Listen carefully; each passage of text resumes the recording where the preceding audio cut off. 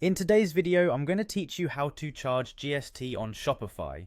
By the end, your store will calculate the correct GST at checkout and reflect it on customer invoices, keeping you compliant and saving you time. Start by signing into your Shopify admin.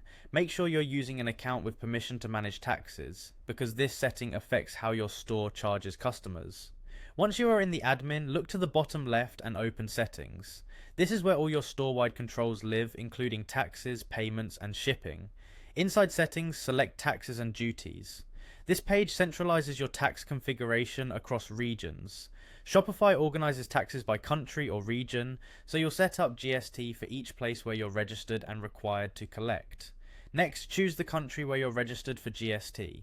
If you sell to multiple countries that use GST, you'll configure each one separately, but focus on one at a time to avoid confusion.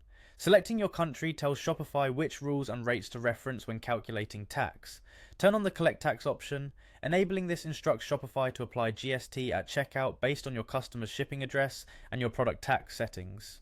From here on, Shopify uses the standard GST rate for that country, unless you add advanced overrides later. This switch is the key step that actually activates tax collection for that region. Now enter your GST registration number exactly as issued by your tax authority. Follow the required format shown on the screen. Some countries include prefixes or check digits.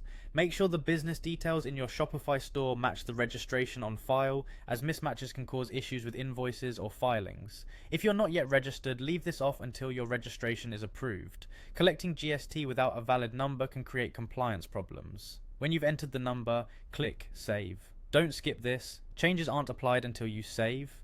After saving, confirm there are no error messages and that the status shows as active for that country.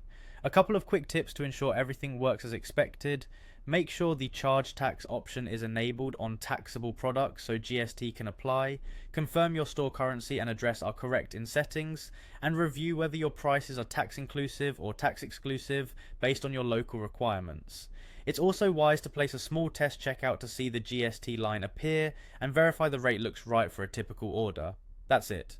You've enabled GST collection on Shopify by navigating to settings, opening taxes and duties, selecting your country, turning on tax collection, entering your GST registration number and saving your changes. Thanks for watching and happy selling.